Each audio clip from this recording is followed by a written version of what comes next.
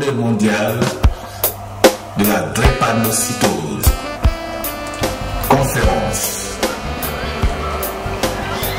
autour de la drépanocytose et addiction par les docteurs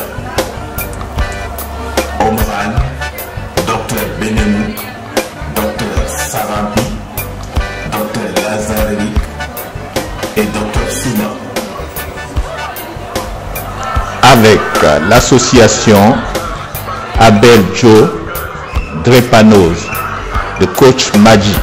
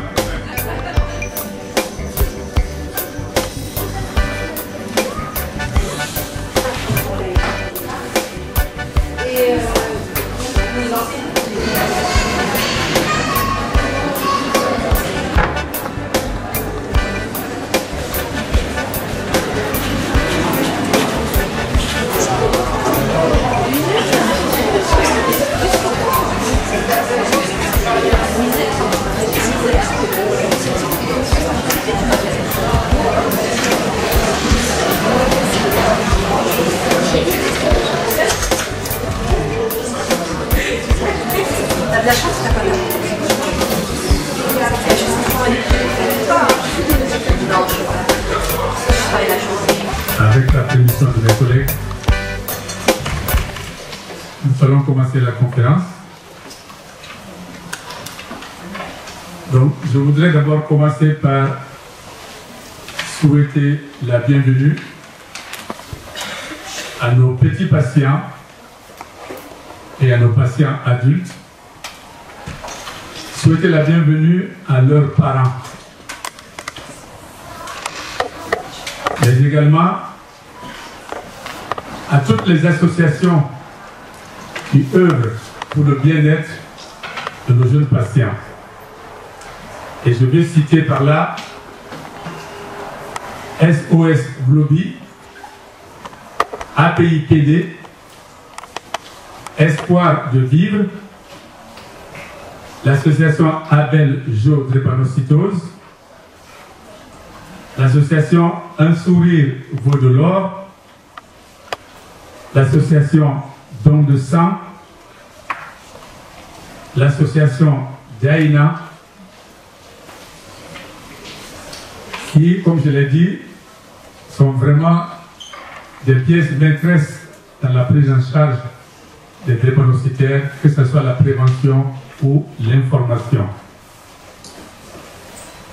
Donc, comme chaque année, nous nous réunissons pour parler de cette journée importante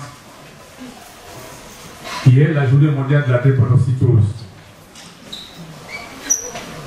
Et les autorités nous connaissent, n'ont pas manqué l'occasion de nous apporter leur aide. Et je veux particulièrement saluer ici la présence de la première adjointe au maire, Madame Malika Komon, et j'aimerais bien qu'elle se lève. Applaudissez-la, s'il vous plaît.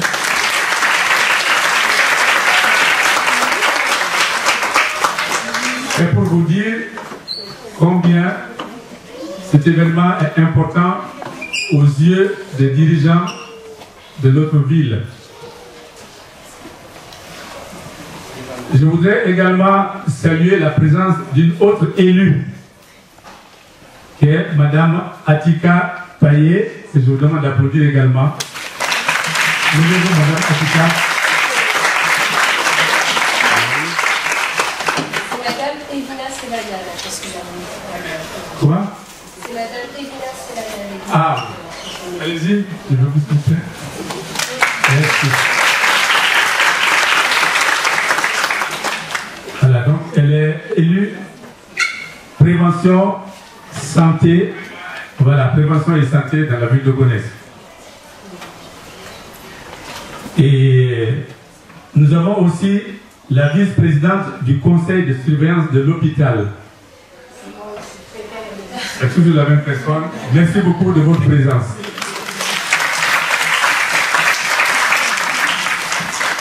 Je salue également mes collègues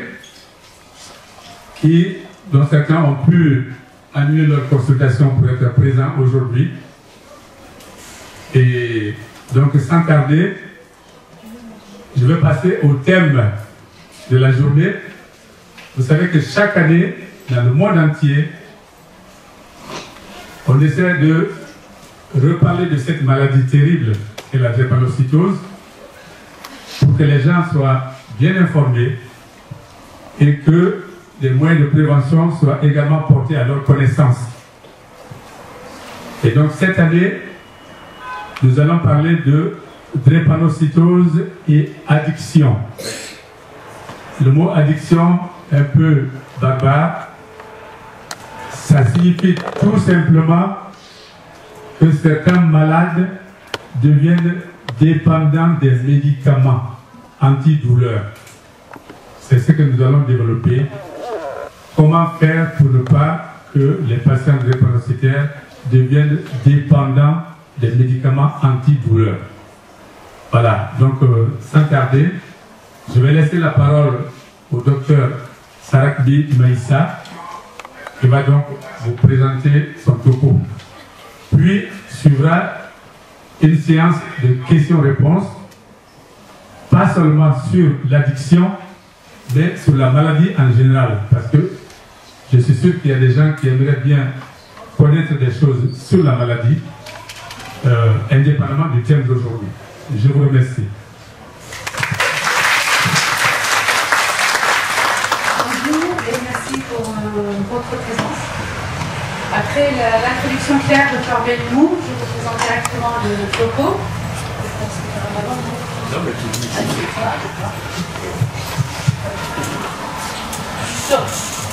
La drépanocytose est une maladie génétique affectant les globules rouges et pouvant entraîner des crises douloureuses, nécessitant parfois l'utilisation d'antalgiques puissants comme les opioïdes. Cependant, la gestion de la douleur chez les patients atteints de drépanocytose est complexe, car elle doit équilibrer l'efficacité du soulagement de la douleur et le risque potentiel de dépendance aux médicaments. Comment on définit la addiction? C'est une dépendance à une substance, c'est-à-dire un désir puissant, voire compulsif, de consommer cette substance. On a la pseudo-addiction aussi, c'est une situation dans laquelle il existe un décalage entre l'évaluation de la douleur faite par les soignants et la douleur ressentie par le patient qui se sont incompris, entraînant une majoration de sa classe et du comportement douloureux. La pseudo-addiction est un concept qui décrit un comportement où un patient semble présenter les signes d'une addiction, mais en réalité, il cherche à soulager une douleur non contrôlée. Les soignants peuvent alors se sentir manipulés et interpréter les demandes répétées des patients comme des signes d'addiction. Contrairement à l'addiction véritable, la pseudo-addiction est résolue une fois que la douleur du patient est correctement traitée. Il existe des facteurs de risque divisés par facteurs liés à l'individu, diminution du seuil de perception de la douleur avec une multiplication des crises douloureuses, prédisposition génétique de certaines maladies, les rendant plus vulnérables à l'addiction aux substances, fragilité psychique comme l'anxiété, dépression, introversion, mauvaise estime de soi, impulsivité, difficulté à résoudre ses problèmes, recherche de distraction par des sensations fortes. Les premiers effets ressentis lors de l'expérimentation de la substance. La précocité de consommation. L'adolescence est une période où le cerveau n'a pas encore fini son développement et il est donc plus vulnérable aux effets des drogues. C'est aussi une période de forte transformation psychique, physique et relationnelle, avec besoin d'expérimenter ses limites. Les complications psychologiques de la maladie, la douleur chronique et les hospitalisations répétées peuvent affecter la santé mentale, favorisant l'usage de substances comme moyen d'échappatoire. Le fait d'avoir traversé certains événements marquants dans sa vie ou d'avoir subi un traumatisme. Les facteurs liés à l'environnement social, les produits consommés, les substances psychoactives présentent des degrés de toxicité différents et certaines substances sont mélangées avec d'autres produits qui sont eux-mêmes toxiques. La facilité d'accès aux produits, consommation habituelle du produit par d'autres membres de la famille ou des amis de l'adolescent. Les ordonnances de sortie de l'hôpital contenant des antalgiques de niveau élevé avec une durée prolongée. Les facteurs liés aux soins, les crises vaso-occlusives fréquentes chez les patients drépanocytaires peuvent être exacerbées par l'addiction aux opiacés, car le sevrage peut induire des épisodes de douleur aiguë. La gestion de la douleur chronique, ce qui peut conduire à une utilisation régulière d'analgésiques, y compris les opioïdes, augmentant le risque de dépendance. Une prise en charge sous-optimale des épisodes douloureux est responsable d'une susceptibilité à l'anxiété et à la dépression et par la suite à la dépendance aux substances. La durée d'hospitalisation qui est prolongée. Une inadéquation entre la prescription à domicile et l'intensité de la douleur telle que ressentie. La transition de soins, le passage de la pédiatrie aux soins pour adultes peut être aussi une période vulnérable où les adolescents et les jeunes adultes peuvent développer des comportements à risque, y compris l'abus de substances. L'éducation thérapeutique et l'autogestion, une connaissance limitée de leur maladie et de leur traitement peut conduire à une mauvaise gestion des médicaments et à une prise accrue d'addiction. Le suivi médical, c'est un suivi médical régulier et la perte de confiance entre le soignant et le patient ou sa famille peuvent entraîner une gestion inadéquate de la douleur et des complications, poussant les patients vers l'automédication et potentiellement l'abus de substances. La difficulté de compréhension ou d'ajustement thérapeutique qui persiste entre les soignants, donneurs d'antalgiques et le patient drépanocytaire demandant à être soulagé. On a classifié les médicaments à risque d'addiction. Première classe, morphine, comme le Skénon, Artiskénon et Oramor, buprenorphine, la naloxone et le narcan, fentanyl, hydromorphine, l'oxycodone ou l'oxymore, le tramadol, il y a plusieurs types sous-commerciaux, contramal, propalgique, biodalgique, orozabudol et zumalgique. dextropropoxyphène, léantadine et le propafol. Le codéine simple ou codéine ou de l'israncodéiné ou paracétamol codéine. Le protoxyde d'azote, le myopa et les bonbons sentis qui sont commercialisés facilement. La kétamine et le catalase. Comment repérer pour un patient en cours d'addiction? On commence par l'évaluation clinique. Le médecin doit évaluer les symptômes du patient, son historique médical et ses antécédents d'opiacés, des signes de dépendance tels que la recherche compulsive des médicaments, la tolérance et le sevrage doivent être recherchés. Entretien avec le patient. Une discussion approfondie avec le patient permettra d'obtenir des informations sur sa consommation d'opiacés, la fréquence, la dose et les raisons de leur utilisation. Les tests de dépistage des opiacés, c'est des tests sanguins ou urinaires, peuvent détecter la présence d'opiacés. Cela peut aider à évaluer l'utilisation récente ou chronique d'opiacés. L'évaluation de la douleur, il est important de différencier la douleur liée à la drépanocytose de celle due à la pharmacodépendance aux opiacés. Il existe plusieurs échelles d'évaluation pour bien définir entre les deux. Collaboration multidisciplinaire, impliquer des spécialistes en hématologie, en douleur et en toxicomanie, peut aider à évaluer la situation de manière globale. On passe aux conséquences de l'addiction. La tolérance et la dépendance. Les opiacés peuvent entraîner une tolérance, nécessitant des doses de plus en plus élevées pour obtenir le même effet en analgésie. La dépendance physique, c'est un syndrome qui s'appelle le syndrome de manque, qui se présente par douleur musculaire, agitation, anxiété, nausée, insomnie, transpiration, et parfois des symptômes plus graves comme la diarrhée et les vomissements peut également se développer.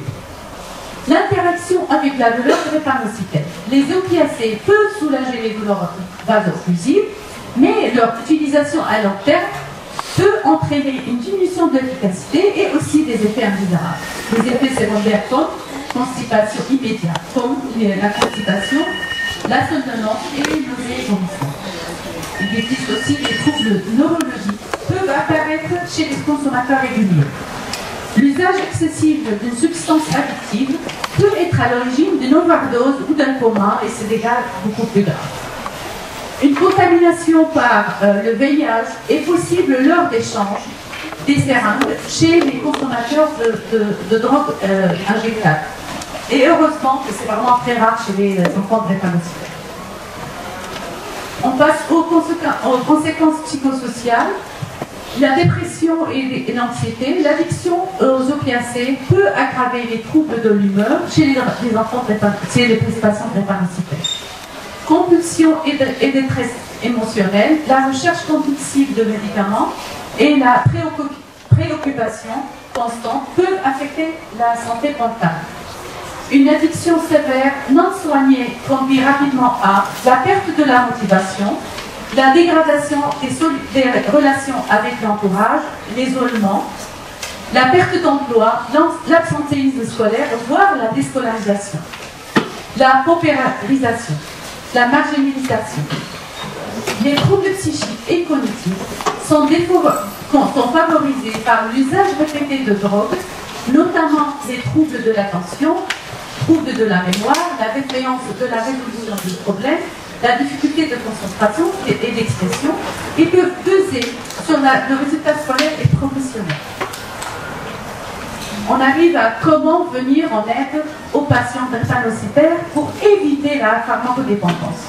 Il est essentiel que les professionnels de santé soient bien informés et qu'ils utilisent une approche multidisciplinaire impliquant les médecins généralistes, des spécialistes et de la drépanocytose et des médecins de la douleur et les psychiatres addictologues pour offrir une meilleure prise en charge optimale et personnalisée pour chaque patient. On passe à l'addiction thérapeutique, informer les patients sur leurs conditions et les médicaments prescrits pour éviter l'utilisation inappropriée des médicaments antidouleurs. Le suivi médical régulier pour pour surveiller l'utilisation des médicaments et ajuster les traitements si nécessaire.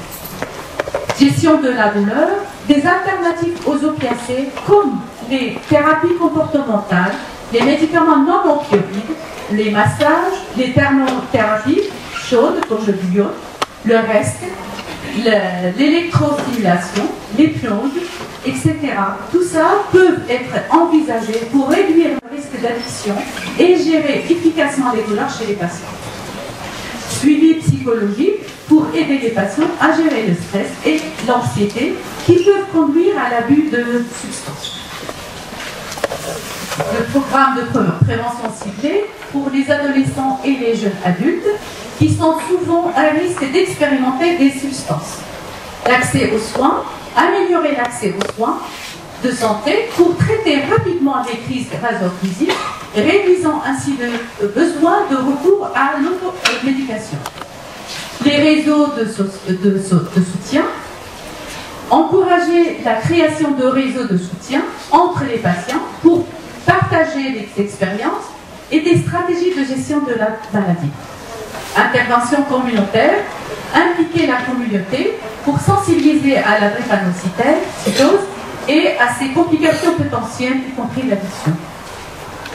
Recherche et développement, soutenir la recherche pour développer de nouveaux traitements qui sont moins susceptibles de conduire à l'addiction. Maintenant, l'enfant est malade, donc comment aider pour un patient drépanocytaire pharmacodépendant à sortir de l'addiction? Reconnaissance de la dépendance, comme pour tout enfant, pour tout patient, pharmacodépendant, il est important de reconnaître les symptômes, les signes d'une addiction aux médicaments.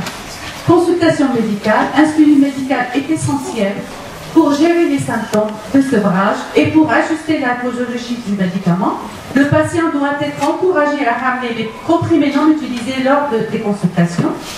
Soutien psychologique, un soutien psychologique ainsi que des ateliers d'éducation thérapeutique sont nécessaires pour aider le patient à gérer son stress et à surmonter sa dépendance.